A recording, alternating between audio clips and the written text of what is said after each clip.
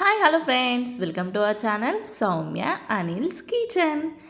ఈరోజైతే మనం సింపుల్గా డెలీషియస్గా ఉండే రైస్ కీర్ ఎలా తయారు చేసుకోవాలో చూద్దాం.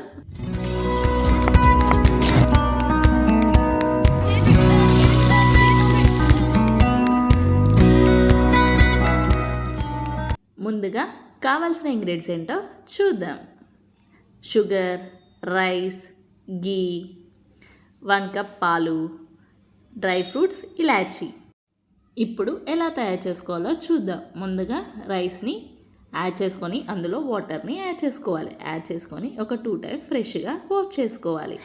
ఇప్పుడు కొన్ని వాటర్ని యాడ్ చేసి ఒక 15 మినిట్స్ పాటు రెస్ట్లో పెట్టుకుందాం. అలా అయితే మంచిగా అవుతుంది. ఇప్పుడు స్టవ్ పై ఒక బౌల్ని పెట్టుకొని కొన్ని వాటర్ని యాడ్ చేసుకొని అందులో 1 కప్ పాలని కూడా యాడ్ చేసుకోవాలి. యాడ్ చేసుకొని అవి ఒక 2 మినిట్స్ దాకా బాయిల్ అయ్యేటట్టు చూసుకుందాం. ఇలా 2 మినిట్స్ బాయిల్ అయితే సరిపోతుంది. ఇప్పుడు మనం ప్రెస్లో ఉంచిన రైస్ని వాటర్ అన్నీ పారబోసి రైస్ చూడండి ఎలా అయ్యాయో ఇలా కొంచెం నానాలి.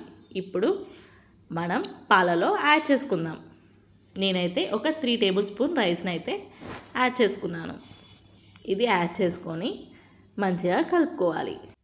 పాలు అనేటివి దగ్గర పడేదాకా ఇలా కలుపుకుంటూ బాయిల్ చేసుకుంటూ ఉండాలి. ఇప్పుడు ఒక 2 ఇలాచీస్ని యాడ్ చేసుకుందాం. అలానే షుగర్ని కూడా యాడ్ చేసుకుందాం. మీ టేస్ట్కి సరిపడా యాడ్ చేసుకోండి. ఎందుకంటే ఇది కొంచెం దగ్గరగా అవుతుంది కాబట్టి కొంచెం షుగర్ ఎక్కువైతే బాగా స్వీట్గా ఉంటుంది. మీ టేస్ట్ చూసుకొని యాడ్ చేసుకోండి. ఇలా బాయిల్ చేసుకుంటూ ఉండాలి.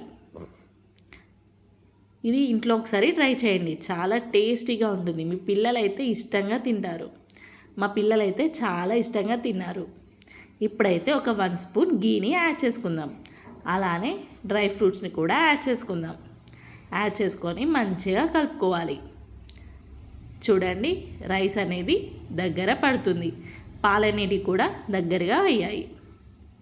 ఇలా ఇంకొక 2 మినిట్స్ బాయిల్ చేసుకోవాలి. మీరు కూడా ఇలా ట్రై చేయండి. చాలా సింపుల్గా అయిపోతుంది, టేస్టీగా కూడా ఉంటుంది. ట్రై చేశాక ఎలా వచ్చిందో కామెంట్ బాక్స్లో కామెంట్ అయితే చేయండి. చూడండి స్టవ్ ఆఫ్ చేసేసాను. ఇప్పుడు సర్వింగ్ బౌల్లోకి తీసుకొని సర్వ్ చేసుకోవడమే. టేస్ట్ అయితే సూపర్గా ఉంది. అంతే, మన ఎంతో టేస్టీ అయిన simple delicious rice kheer ready. ఈ రెసిపీ మీ అందరికీ నచ్చింది అనుకుంటున్నాను. ఇలాంటి రెసిపీస్ కోసం మన ఛానల్ని షేర్, లైక్, సబ్స్క్రైబ్ చేయడం మర్చిపోకండి. మరొక కొత్త వంటకంతో మళ్ళీ కలుద్దాం. Thanks for watching.